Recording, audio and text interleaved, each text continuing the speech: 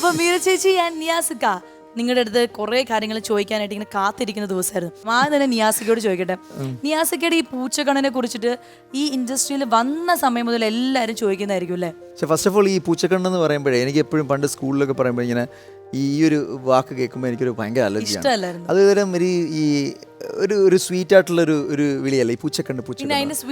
അതിന് നമ്മൾ പറയാന്ന് പറയാ നല്ല ലൈറ്റ് ഐസ് അങ്ങനെ ഇംഗ്ലീഷിലൊക്കെ പറയാം. അപ്പൊ അത് കേൾക്കുമ്പോഴത്തേക്ക് ഇംഗ്ലീഷിൽ പറയാനാണ് എല്ലാം സുഖിക്കുള്ളൂ അല്ലേ?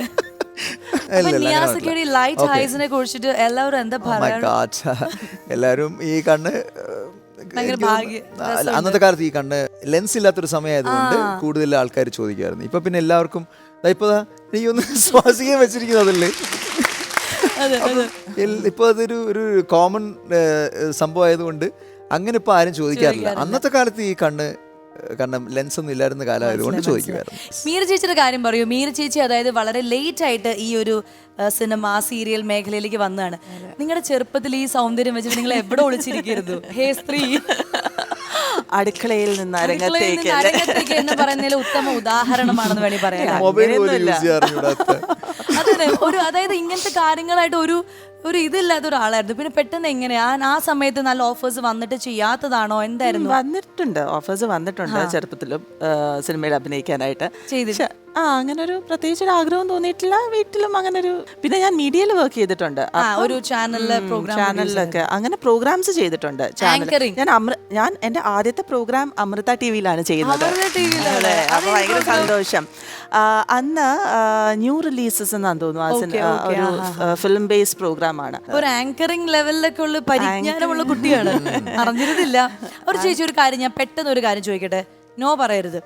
അതായത് ചേച്ചിയാണ് ഈ ഷോയിന്റെ ആങ്കർ. ഞാൻ ആ കസേരയിലിരിക്കും, മീര ചേച്ചി ഈ കസേരയിലിരിക്കും. അപ്പൊ നമ്മളോട് എന്താ ചോദിക്കാന്നുള്ളത് അറ്റ്ലീസ്റ്റ് ഒരു 2 ക്വസ്റ്റ്യൻ എങ്കിലും. ചേച്ചി ഇങ്ങോട്ട് വാ, ഞാൻ അങ്ങോട്ട് ഇരിക്കും, അവിടെ ഇരിക്കും. അപ്പൊ നമ്മുടെ അമൃത ടിവിയുടെ റെഡ് കാർപ്പറ്റിന്റെ പുതിയൊരു ആങ്കറിന് ഞാൻ എന്റെ പ്രേക്ഷകർക്ക് പരിചയപ്പെടുത്താണ്. മീര ഇരിക്കും. ഞങ്ങൾ രണ്ടുപേരുടെ ഗസ്റ്റുകളാണ്. ഓക്കെ, സ്വാസിക എപ്പോഴാണ് വിശ്രമിക്കുന്നത്? ഞാനൊരു 11-12 മണിയാകുമ്പോ കിടന്നുറങ്ങും. കാരണം ഞാൻ സ്വാസിക എപ്പോഴും ഫുൾ എനർജിയാണ്. എന്തെങ്കിലും എവിടെ നോക്കിയാലും സ്വാസിക സമാധാനമായിട്ട് സെറ്റിൽ ഇരിക്കുന്ന ഞാൻ കണ്ടിട്ടേ ഇല്ല. സമാധാനം എനിക്ക് ആഗ്രഹമുണ്ട്. ഞാനൊരു 11-12 മണിയാകുമ്പോ എല്ലാം കഴിഞ്ഞിട്ട് സുഖമായിട്ട് ഇങ്ങനെ 12 മണിയൊന്നും ഒരിക്കലും പറയാൻ പറ്റത്തില്ല. കാരണം ഞങ്ങളുടെ ഷൂട്ട് കഴിഞ്ഞിട്ട് 9-10 മണി 11 മണി കഴിഞ്ഞിട്ട് ഞാൻ നോക്കുമ്പോഴത്തേക്കൊണ്ട് വ്ളോഗ് ചെയ്യാൻ പോയിരിക്കുന്നു. എന്നിട്ട് വ്ളോഗ് ചെയ്യാനായിട്ട് അവിടുന്ന് ടീം വന്നിട്ട് വ്ളോഗ് ചെയ്തിട്ട് 2 മണിക്ക് വരെ രാത്രി വ്ളോഗ് ചെയ്തിട്ട് പിന്നെ രാവിലെ 7 മണിക്ക് എഴുന്നേറ്റ്. എനർജി സപ്ലിമെന്റ്സ് വല്ലതും കഴിക്കുന്നുണ്ടോ? അതോ പാരമ്പര്യമായിട്ട് എന്റെ അച്ഛൻ, അമ്മ, അപ്പൂപ്പന്മാർ അമ്മ വളരെ ശാന്തമായ അമ്മയെ പിടിക്കേണ്ട ശാന്തകുമാരി. എന്റെ അച്ഛൻ, അപ്പൂപ്പൻ, അച്ഛന്റെ ആൾക്കാർ എല്ലാവരുമായിട്ട് ഭയങ്കര എനർജി ആയതുകൊണ്ട് എനിക്ക് വേണമെങ്കിൽ ഞാൻ തരാം. രാത്രി ഒരു പ്രത്യേക തരം ഡ്രിങ്ക് എനർജി കിട്ടും. ഓക്കെ, നിയാസിനോട് ചോദിക്കാനുള്ള ചോദ്യം ഇതാണ്. നിയാസിന്റെ ഫാൻസിനെ നിയാസ് എങ്ങനെ ഹാൻഡിൽ ചെയ്യുന്നു? നിയാസ്, കാരണം ഞാൻ നിയാസിന്റെ കൂടെ അഭിനയിച്ച് തുടങ്ങിയതിന് ശേഷം ഈ നിയാസിന്റെ ഫാൻസിന്റെ ശല്യം എനിക്ക്.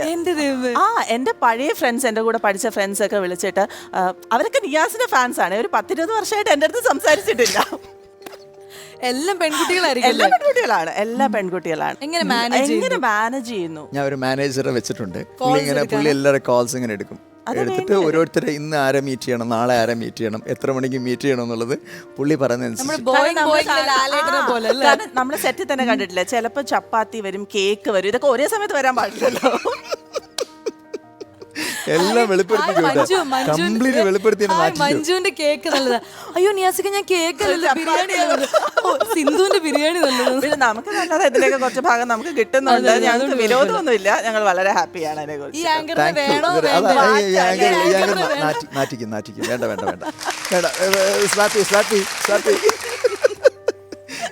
അപ്പൊ പ്രിപ്പറേഷൻ ഇല്ലാതെ ആങ്കർ ചെയ്തു.